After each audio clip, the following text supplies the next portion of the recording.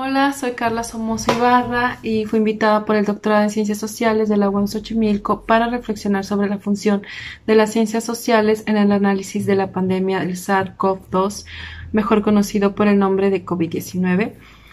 Los temas que abordaré brevemente en este video son las muertes violentas en la modalidad de suicidios de hombres y la violencia a las mujeres como dos problemáticas que han despuntado durante este contexto, y la reacción de las autoridades responsables ante la problemática. Retomo el análisis enfocándome en Chiapas debido a que mi tesis doctoral versa sobre los feminicidios y la fragmentación del Estado en la frontera sur.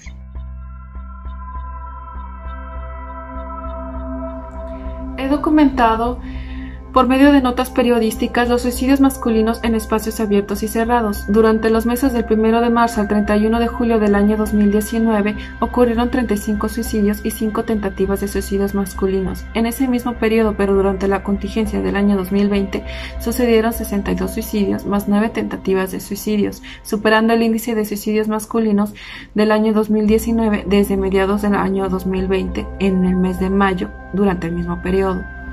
Destacaron los sucesos de suicidio de hombres con estatus migratorio en municipios fronterizos de la región Soconusco, especialmente de países centroamericanos y caribeños. La amplitud de edad de suicidas del 2019 paralelo a la contingencia fue de 14 a 78 años de edad, y durante la contingencia del año 2020 el rango se abrió desde los 11 a los 93 años de edad. Algo importante de mencionar es la disposición del recado o carta póstuma, mensaje que permanece posterior al evento de la muerte. En este sentido, se localizaron únicamente 2 escritos. Además, solo el 34% de los familiares relacionados han podido inferir el motivo del suicidio, dándonos a entender que la no verbalización de los problemas es la generalidad y que las tristezas, las enfermedades o las tragedias vividas en soledad y en silencio son un síntoma de la fragilidad de las relaciones del género tal como están construidas. Ahora bien, es importante señalar que en el sumario de violencia feminicida hemos documentado algunos casos en donde los hombres asesinan a su pareja sexoafectiva y a la descendencia procreada para posteriormente incurrir al suicidio. El feminicidio en este sentido no es un homicidio verbalizado en clave femenino o un crimen pasional, sino un crimen sistemático y patriarcal enmarcado en las relaciones de poder entre los sexos. Para continuar con las observaciones sobre la violencia feminicida, podemos partir de marcos normativos internacionales. La recomendación 19 del Comité de la CEDAW alienta e insiste puntualmente en la necesidad de los estados por recopilar las estadísticas, causas y efectos de la violencia. De no hacerlo, la Oficina de Alto Comisionado de las Naciones Unidas para los Derechos Humanos expresa que el Estado difícilmente podrá cumplir con su obligación de prevención de esta forma extrema de violencia contra las mujeres.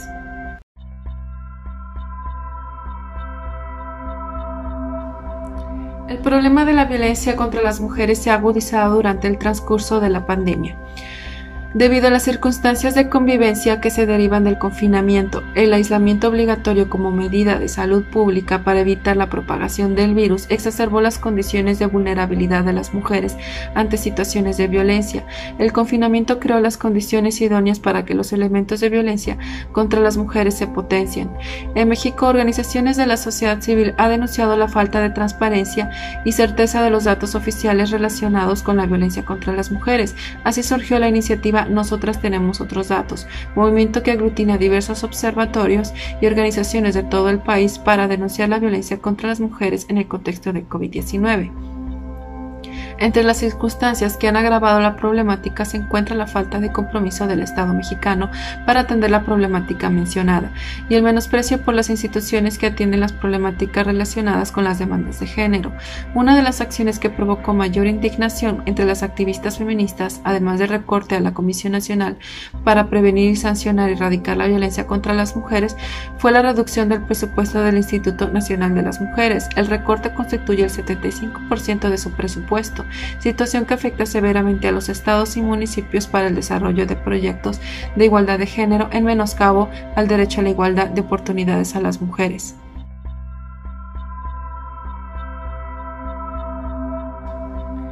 Para situar el análisis local es necesario establecer cómo se encontraba la situación en torno a la problemática antes de la aparición del COVID-19. De acuerdo con las cifras del Observatorio Feminista de Chiapas, durante los meses de marzo a julio del año 2019, la cifra de suicidios de mujeres fue de 2 casos.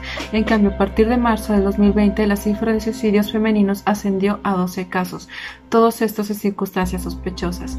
Derivado de este contexto, es fundamental analizar la respuesta de las instituciones encargadas de atender la problemática en el estado de Chiapas, dependencias que se encargan de realizar acciones de prevención y atención de violencia contra las mujeres como responsables directas del Estado para dar respuesta a este problema social. Debido a las circunstancias del aislamiento, para realizar este breve análisis recurrí a las redes sociales y páginas oficiales de instituciones estatales como el Centro de Justicia para las Mujeres de Chiapas o CEJUM, la Secretaría para la Igualdad del Género del Estado de Chiapas o CEIGEN, la Fiscalía General del Estado o FGE y la Secretaría para la Igualdad de las Mujeres del Ayuntamiento de Tuxtla Gutiérrez o SIM. A través de un recorrido virtual realicé un mapeo de acciones implementadas dentro de la posibilidad y el alcance con la que contamos la sociedad civil. Es necesario acotar que las acciones registradas en las redes sociales por parte de las dependencias son acciones de difusión de los servicios de dependencias y campañas de prevención. Únicamente la CEIGEN tiene al alcance del público en general un informe balance de las acciones implementadas en el contexto de la pandemia. Las otras instituciones no han publicado la información sistematizada en sus redes sociales. Considero que en términos de interés público estas acciones deberían encontrarse al alcance inmediato de los ciudadanos y ciudadanas para promover la participación activa de la ciudadanía ante la problemática. Entre las acciones implementadas destacan las campañas de sensibilización y prevención ante la violencia contra las mujeres. Todas las secretarías cuentan con campañas permanentes en materia de prevención, otras diseñadas específicamente en el contexto de la pandemia de COVID-19. En el caso de CEJUM, de la FGE y de la SIM, son campañas dirigidas a las mujeres, donde se promocionan los servicios de atención de la dependencia y cuentan con datos de contacto como dirección y líneas telefónicas. Sin embargo, las campañas son dirigidas exclusivamente a las mujeres y más que preventivas son informativas. CEJUM comparte información de la iniciativa Spotlight, campaña conjunta de la Unión Europea y las Naciones Unidas para eliminar todas las formas de violencia contra las mujeres y las niñas. Y CEIGEN llevó a cabo una campaña nombrada Sana Convivencia, con material diseñado exclusivamente para la sensibilización ante la problemática de violencia contra las mujeres en el contexto de COVID-19. Asimismo, así como el diseño especializado de una guía para la ciudadanía con el nombre Me cuido, te cuido, nos cuidamos. Las campañas cuentan con un enfoque intercultural, de infancia y de atención a población con discapacidad. Sus infografías se traducen a lenguas indígenas y la producción de algunos videos ha sido en lenguaje de señas. Considero importante destacar este hecho porque es un claro señalamiento del programa de la ABG, incluso para Tuxtla Gutiérrez, donde la mayor parte de la población es mestiza. De igual manera, únicamente en el caso de la CEIGEN podemos encontrar campañas de prevención de violencia dirigidas a hombres. En el rubro de atención, cuenta con atención presencial, la FG y el CEJUM, instituciones que atienden de manera presencial a través de guardias establecidos y siguiendo las medidas sanitarias dictadas por la Secretaría de Salud. Sus servicios cuentan con un horario de 24 horas, los 7 días de la semana. Estas dependencias están ubicadas en la capital. De la misma manera, la CEIGEN, a través del programa PAIMEF, plantea haber llevado a cabo una cobertura amplia en el Estado, brindando 2.938 atenciones jurídicas, psicológicas y de trabajo social, 991 mujeres atendidas en situaciones de violencia y 183 seguimientos de casos de diversos tipos de violencia. Estas son las cifras que están expuestas en su red social. En el caso de la capital, la SIM había diseñado con antelación una aplicación nombrada Tux Sin Acoso, que en el contexto actual ha resultado un instrumento efectivo en cuanto a pronta respuesta en un momento crucial de violencia. En el caso de los municipios con alerta, encontramos que los módulos de atención inmediata o MAI coordinados a través de los municipios y la ABG continuaron brindando atención a las mujeres, algunos de manera presencial, aunque otros exclusivamente por vía telefónica, como es el caso de San Cristóbal de las Casas y Tuxtla Gutiérrez, y con traslado de la usuaria a la Fiscalía a través de la unidad móvil de la UNEVIG. En el caso de Villaflores, Tapachula y Tonalá, lo han hecho de manera presencial a través de guardias con horarios específicos y también a través de la línea telefónica. Por otro lado, no existe un protocolo unificado de atención ni tampoco un instrumento para evaluar la capacidad de respuesta a la problemática. En cuanto al tema de seguridad y protección ciudadana, se reforzó el auxilio por parte de la Unidad para la Atención de Violencia de Género y se trabajó en una estrategia interinstitucional entre la CEIGEN y la Secretaría de Seguridad a través de fortalecimiento de la línea telefónica del 911. Si se revisan estas dos acciones, encontramos un amplio déficit en materia de seguridad con perspectiva de género. Se dejan de lado aspectos fundamentales como servicios públicos adecuados, sistemas de iluminación, lotes baldíos limpios y seguros. En el informe de la CEIGEN sobre el tema de seguridad se omiten estos datos fundamentales que forman parte de la estrategia de seguridad planteada en el programa de trabajo de la ABG.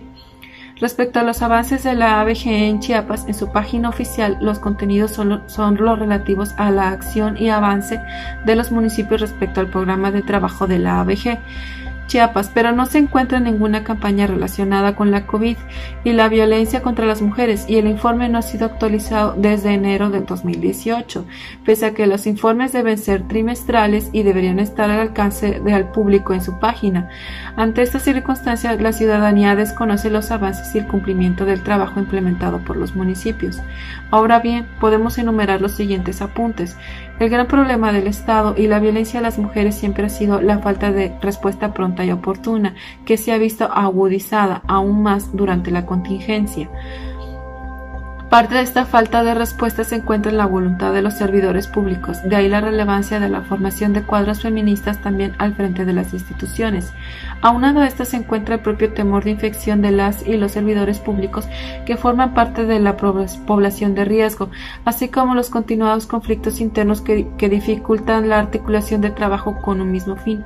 Dentro de las causas estructurales se encuentra violencia agudizada por falta de empleo en los municipios fronterizos, con un gran flujo de población migrante que tampoco encuentra empleo, crecimiento de crimen organizado no visto en años anteriores, un plan de austeridad que disminuye el gasto social, a la problemática de violencia feminicida y desde donde los mismos organismos de gobierno justifican la falta de destreza.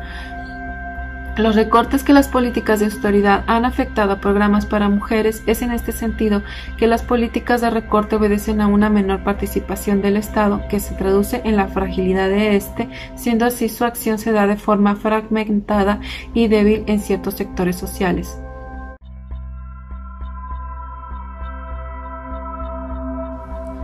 Por otro lado, es importante señalar los aspectos vinculados a los estudios de las ciencias sociales y feministas. Los análisis coyunturales durante la pandemia actual se han visto principalmente orientados a dos categorías importantes: el trabajo de los cuidados y los estudios de lo público-privado. Esto se debe a que las desigualdades profundas se ven reflejadas en las mujeres como principales agentes del rol de los cuidados de niñas y niños, hombres y adultos mayores y personas con discapacidades, en un país cuyo porcentaje mayoritario es dedicado al trabajo informal, mientras que durante la pandemia las mujeres no han encontrado acceso oportuno a los métodos anticonceptivos y el mismo personal de salud, principalmente es femenino, se ha visto violentado en varias ocasiones por las mismas familias de las personas infectadas.